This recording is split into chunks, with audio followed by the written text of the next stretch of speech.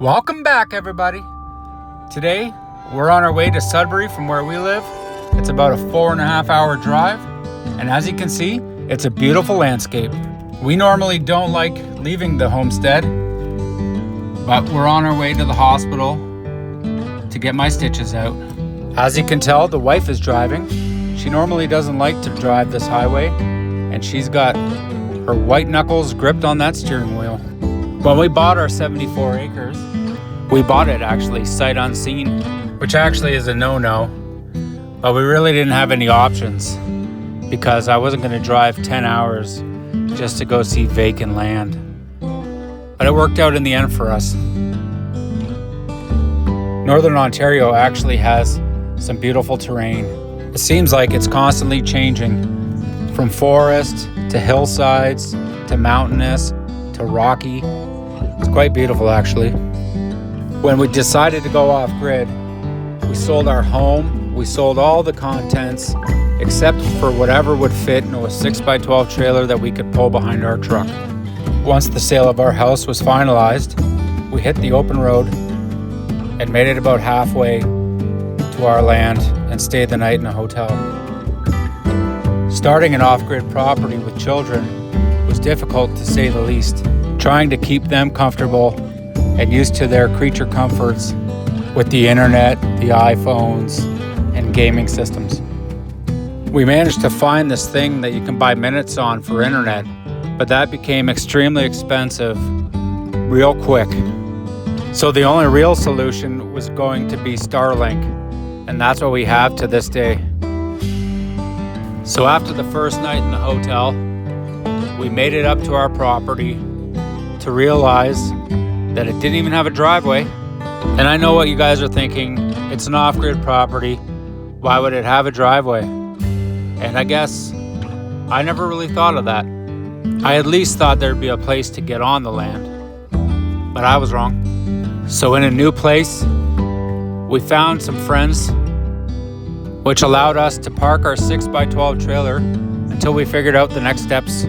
We then figured out where we could get culverts and gravel and all that, and we put a driveway in. As soon as the driveway was in, we were able to get an RV onto our property where we were going to live that summer till we built the house and hopefully be in by winter. Then it was a mad dash to start building. We got our helical piles, which is our foundation for our house, and I started framing the subfloor. I did the addition, but then we got a snag on a cabin that we purchased for the main house.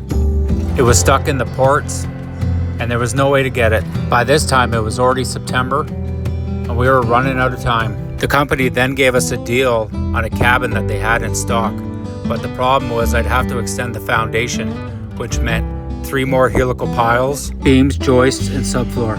In the meantime, I was able to build a solar array, get the wiring all the way to the electric room, and actually start up our solar system. After I had completed all that, the cabin still wasn't there.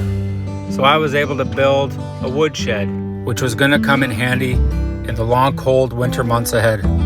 By now, everybody was kind of getting sick of living in the RV. The nights were cold, the windows were getting damp with dew, and with 2 adults, 2 kids, and 2 dogs, it was getting pretty tight. So by the end of September, the cabin had arrived, and me and my wife went straight to work to put the logs together to build the home.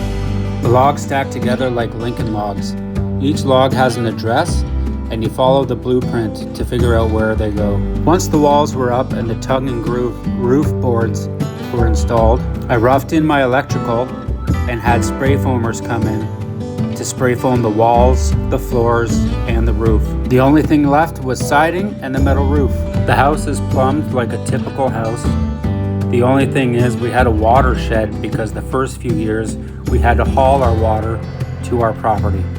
We would fill up IBC totes, haul the water back to the property, and fill up the IBC tote inside the watershed. This quickly became an issue as we had to heat the watershed, so we went with diesel heaters. And if any of you have ever used a diesel heater, you know how finicky they are. Well, that's pretty much the gist of our story. As we continue on, I hope you guys follow us on our channel, like and subscribe. Let me know in the comments below, how would you go off-grid? Or if any of you have already been off-grid, let me know your story.